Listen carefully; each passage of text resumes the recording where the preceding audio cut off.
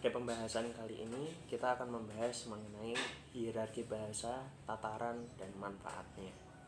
Orang seringkali bertanya-tanya, apa manfaatnya mempelajari suatu bahasa atau apa manfaatnya mempelajari linguistik. Linguistik sendiri diartikan sebagai suatu cabang ilmu pengetahuan yang mempelajari mengenai bahasa. Bahasa di sini dalam artian adalah bahasa dengan semua sistemnya yang kompleks, dengan semua tatarannya yang banyak, dengan semua kompleksitas yang ada di dalamnya, semua unsur yang ada di dalamnya, dan segala aspek yang ada di dalamnya.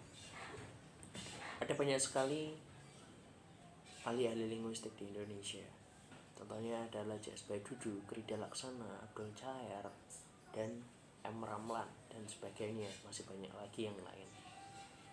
Kemudian dalam linguistik terdapat sebuah tingkatan atau urutan atau tataran yang disebut sebagai hierarki bahasa. Jadi ada sebuah istilah yang mengatakan bahwa suatu bahasa itu berhierarki atau bertingkatan, dari yang paling kecil hingga yang paling tinggi, dari yang paling dasar hingga yang paling kompleks dan memiliki banyak sekali informasi. Hierarki ini terdiri dari berbagai macam satuan-satuan bahasa yang jika diurutkan dari yang paling kecil hingga yang paling besar, itu diantaranya adalah font atau fonem, kemudian morfem, kata, frasa, klausa, kalimat, sampai nanti menjadi paragraf. Sebenarnya dari urutan-urutan ini kita sudah dapat melihat bahwa kita sering melihat bahwa apa pengertian dari kalimat merupakan gabungan dari beberapa kata. Kemudian apa pengertian dari paragraf? Paragraf adalah gabungan dari beberapa kalimat. Kita dapat melihat bahwa gabungan antar unsur-unsur bahasa menjadi satu itu dapat menghasilkan unsur-unsur bahasa yang lain yang lebih kompleks, lebih padat, lebih padu, lebih padan, lebih kohesi dan kohesif jika itu menyangkut suatu informasi. Kemudian dalam studi formal kebahasaan, satuan-satuan bahasa ini juga dipelajari secara sistematis, mulai dari yang tingkatannya paling dasar hingga yang paling tinggi. Ilmu-ilmu mengenai kebahasaan ini merupakan cabang-cabang dari linguistik umum. Dalam studi formal biasanya ketika pertama kali masuk kita akan belajar mengenai linguistik umum atau linguistik secara besarnya. Kita akan mempelajari garis besar dari linguistik itu dalam linguistik umum. Kita akan belajar mengenai jenis kata, kemudian bagaimana pola pengembangan SPOK, bagaimana penyusunan SPOK dalam satu kalimat atau dalam satu paragraf. Itu merupakan kajian dari linguistik umum. Kita juga akan belajar mengenai bagaimana sistem tata bahasa pada awal-awal sejarahnya sampai pada linguistik modern sampai saat ini. Kemudian setelah memasuki tahun-tahun kedua, tahun ketiga, tahun keempat, linguistik umum tadi dipecah menjadi beberapa bagian, difokuskan kepada satuan-satuan bahasa atau hierarki bahasa dari pecahan linguistik umum tadi itu yang lebih kompleks lagi dan dipelajari secara lebih mendetail. Contohnya, setelah kita mempelajari linguistik umum, kita pasti akan belajar yang paling dasar, yaitu mengenai fonologi. Fonologi ini berbicara mengenai tataran bahasa yang paling dasar, yaitu bunyi. Bagaimana sebuah bunyi itu diucapkan, dari mana asal bunyi tersebut, alat ucap apa saja yang berperan dalam produksi bunyi tersebut, kemudian bunyi-bunyi tersebut termasuk dalam jenis bunyi apa, dan lain sebagainya. Itu disebut sebagai fonologi.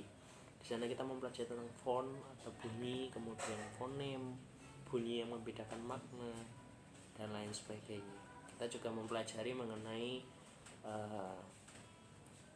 unsur-unsur bahasa yang segmental dan suprasegmental. Dalam video yang lalu kita juga sudah membahas sedikit mengenai unsur-unsur bahasa segmental itu apa saja. Itu segmental, unsur-unsur bahasa yang segmental adalah unsur-unsur bahasa yang terdiri dari konsonan dan vokal. Sedangkan unsur-unsur suprasegmental itu terdiri dari nada, ritme, kemudian panjang kata dan lain sebagainya. Kemudian beralih lagi di tataran yang selanjutnya adalah tataran morfologi. Setelah kita mengetahui mengenai berbagai macam bunyi bahasa, huruf vokal, huruf konsonan, unsur-unsur segmental dan suprasegmental, kita akan mempelajari mengenai morfologi. Apa maksudnya morfologi itu? Morfologi adalah ilmu bahasa atau kajian dari cabang bahasa atau cabang linguistik yang mempelajari mengenai pembentukan kata. Setelah kita mempelajari bunyi, kita akan mempelajari mengenai bagaimana suatu kata dapat terbentuk. Di sini kita akan belajar mengenai bagaimana suatu kata dasar dapat menjadi kata kerja, atau bagaimana suatu kata dasar dapat menjadi objek, dapat menjadi subjek, dapat menjadi keterangan, dan lain sebagainya. Kita akan belajar mengenai bagaimana satu kata dasar, misalkan lempar, dapat berubah menjadi melempar, yang artinya adalah melakukan perbuatan lempar. Di sini kita akan belajar mengenai hal itu. Kemudian di sini kita akan belajar mengenai afiksasi. Afiksasi yang terdiri dari prefiks, afiks, dan infiks. Ini yang sering kita sebut dalam bahasa Indonesia sebagai imbuhan. Imbuhan ada yang di belakang, ada yang di tengah, dan ada yang di akhir dari sebuah kata. Misalkan melukai atau bermain, kemudian mempermainkan. Di situ nanti kita akan belajar, misalkan dari kata mempermainkan, kita akan belajar sebenarnya ini kata dari kata apa. Kemudian setelah kita mempelajari mengenai morfologi, kita akan belajar mengenai tataran yang selanjutnya, yaitu sintaksis. Sebelumnya tadi di morfologi kita juga belajar mengenai, selain bentuk kata, kita juga mempelajari mengenai frasa dan klausa. Klausa itu gabungan dari beberapa kata yang sifatnya predikatif, sedangkan frasa itu tidak predikatif. Kemudian di sintaksis kita akan mempelajari mengenai bagaimana suatu tata kalimat yang betul. Jadi ini adalah suatu cabang ilmu bahasa yang mempelajari mengenai tata kalimat atau penataan kata menjadi suatu kalimat. Kalimat itu kan kalau pengertiannya adalah gabungan dari beberapa kata. Nah, di sini kita akan mempelajari bagaimana suatu kata ditata dengan rapi dalam suatu kalimat, dan bagaimana SPOK yang benar, dan bagaimana suatu maksud dari sebuah kalimat dapat tersampaikan kepada pembaca atau kepada orang yang menerima pesan atau yang disebut sebagai komunikan, dapat memahami pesan yang disampaikan, entah itu dalam bentuk lisan maupun tulisan, dengan baik tanpa ada pengertian lain atau keambiguan dan lain sebagainya yang menimbulkan salah paham. Kemudian berlanjut lagi setelah sintaksis, kita akan belajar mengenai semantik. Semantik ini adalah salah satu ilmu bahasa yang mempelajari mengenai makna bahasa. Maksudnya makna bahasa itu apa? Dalam satu bahasa tentu kita mengenal ada bahasa-bahasa kias, bahasa-bahasa lugas, dan lain sebagainya. Dalam semantik ini dipelajari secara mendalam, bagaimana kita mempelajari makna dari makna yang literal atau makna yang sebenarnya, dan makna-makna yang lateral yang berhubungan dengan majas, dengan kiasan, dan lain sebagainya. Ada banyak majas yang harus kita ketahui, ada banyak bahasa-bahasa kias yang dapat kita pelajari di sana. Kita juga mempelajari mengenai berbagai macam majas, ada majas perbandingan, pertentangan, penegasan, dan majas sindiran. Kita harus menguasai itu semua jika bergerak di bidang linguistik atau mempelajari linguistik. Kemudian berlanjut lagi setelah semantik, kita akan belajar mengenai pragmatik. Ini adalah ilmu bahasa yang mempelajari mengenai konteks. Beberapa ahli mengatakan bahwa tataran pragmatik ini sebenarnya adalah suatu ilmu di luar bahasa. Jadi dia tidak mempelajari suatu bahasa dari dalam, melainkan dia mempelajari bahasa dari luar bahasa. Maksudnya adalah konteks suatu ucapan atau konteks suatu ujaran itu tidak selalu ada dalam kalimat atau tulisan atau ujaran yang disampaikan. Sebagai contoh begini, saya mengajak teman saya untuk bermain bersama atau nongkrong nanti malam, misalkan ayo main nanti malam, kita nongkrong di cafe A katakanlah. Kemudian teman saya akan menjawab, wah nanti malam orang tua saya datang. Sebenarnya kata wah nanti malam orang tua saya datang itu tidak menjawab pertanyaan saya, apakah dia mau nongkrong atau tidak. Seharusnya dia kan menjawab, wah saya tidak bisa, atau oke, ayo saya bisa. Tapi dia menjawab dengan kalimat lain yang sebenarnya secara eksplisit atau secara langsung tidak ada hubungannya dengan ajakan saya. Tapi dari kata wah nanti malam orang tua saya datang, sebenarnya dia sedang memberikan suatu jawaban yang konteksnya adalah dia tidak dapat ikut nongkrong bersama saya karena orang tuanya datang. Dalam pragmatik kita mempelajari hal-hal seperti itu. Di dalam sebuah pragmatik kita mengenal beberapa istilah. 3 istilah yang biasa dipakai itu adalah lokusi, ilokusi, dan perlokusi. Jadi lokusi itu adalah ujaran yang disampaikan. Misalkan tadi, wah nanti malam orang tua saya datang, itu adalah ujaran yang disampaikan oleh seseorang. Kemudian ilokusi adalah maksud dari ujaran yang disampaikan. Maksud dari wah nanti malam orang tua saya datang sebenarnya adalah, maaf saya tidak bisa ikut kamu nongkrong, saya harus ada di rumah, maaf ya. Itu adalah ilokusi atau maksud dari ujaran yang disampaikan. Karena dalam pragmatik kita mengenal ada yang namanya konteks dan ada yang namanya konteks. Konteks itu adalah ujaran atau bahasa yang disampaikan yang dapat kita dengar, kita lihat dalam sebuah tulisan. Kemudian konteks adalah hal yang sebenarnya yang dimaksudkan oleh tulisan atau ujaran yang ada. Kemudian yang terakhir adalah adanya perlokusi atau dampak dari ujaran yang disampaikan tadi berikut dengan maknanya. Perlokusi yang diharapkan apa dari ujaran wah nanti malam orang tua saya datang?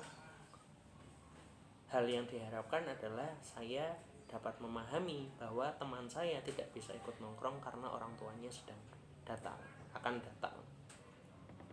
Seperti itu. Kemudian setelah kita mempelajari mengenai fonologi, morfologi, sintaksis, semantik, pragmatik, kita akan beralih ke tataran bahasa yang jauh lebih kompleks lagi, yaitu tataran wacana.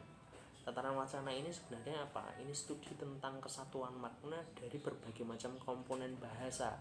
Dari yang fonologi tadi, dari yang paling kecil mempelajari fon atau bunyi, sampai ke tataran kata, frasa, kalimat yang dipelajari dalam morfologi dan sintaksis semantik, sampai ke tataran pragmatiknya atau tataran konteksnya atau tataran maksud dan tujuan dari tulisan itu sendiri.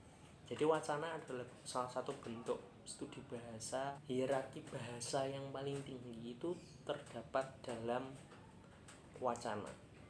Jadi wacana itu terbagi menjadi 2, baik itu wacana lisan maupun wacana tulisan. Wacana-wacana tulisan biasanya kita lihat dalam berbagai macam karya tulis, misalkan ada opini, ada feature, ada karya ilmiah dan lain sebagainya. Kemudian wacana-wacana lisan itu seperti berbagai macam rencana atau berbagai macam perundang-undangan atau rencana yang dibuat oleh orang-orang pemerintahan. Mereka mengungkapkan pidato apa saja rencana mereka selama setahun ke depan atau selama 5 tahun ke depan. Itulah yang disebut sebagai wacana.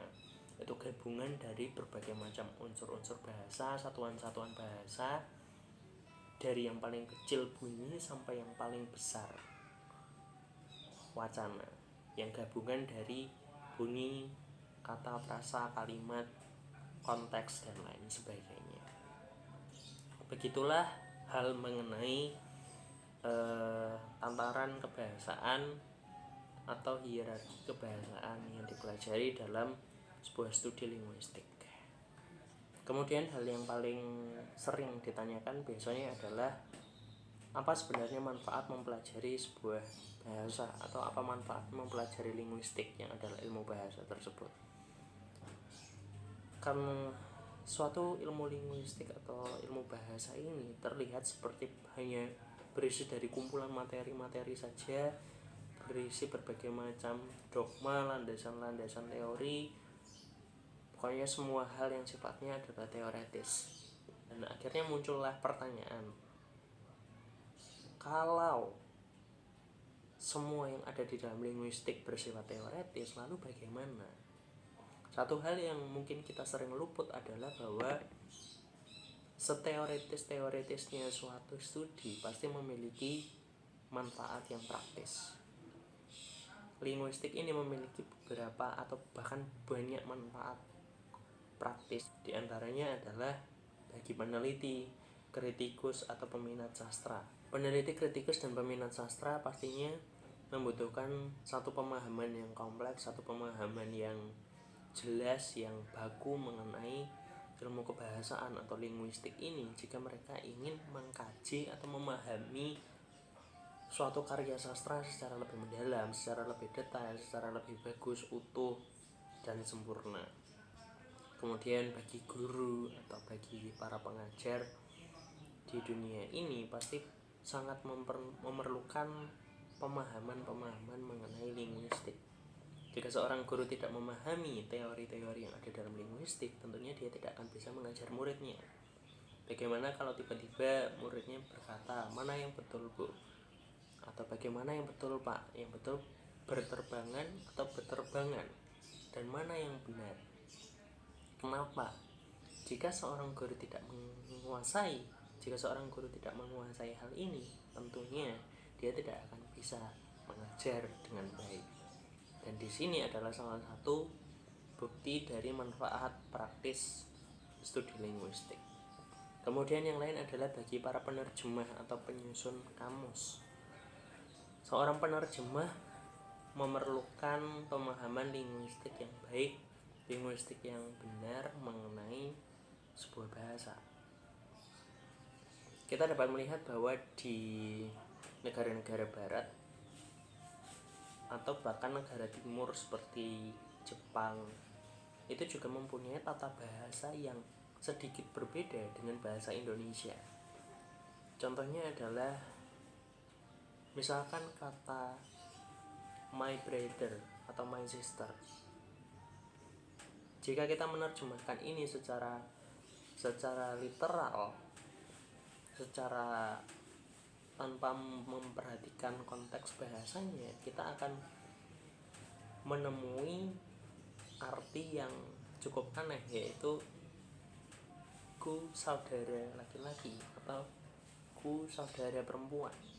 Padahal jika kita mengetahui tata bahasa yang betul, bagaimana pengalihan dari satu tata bahasa ke tata bahasa yang lain, dari tata bahasa barat, entah itu Inggris atau negara-negara Eropa, mengalihkannya ke tata bahasa Indonesia, kita akan mengetahui bahwa pengertian dari my sister atau my brother atau my house itu bukan ku saudara laki-laki tetapi saudara laki-lakiku, bukan ku saudara perempuan tetapi saudara perempuanku, my house bukan ku rumah tetapi rumahku, seperti itu. Jadi begitu pembahasan kita mengenai hierarki bahasa, tataran dan manfaatnya bagi kehidupan sehari-hari. Terima kasih sudah menyaksikan video ini. Sampai jumpa di lain kesempatan dan lain pembahasan. Terima kasih.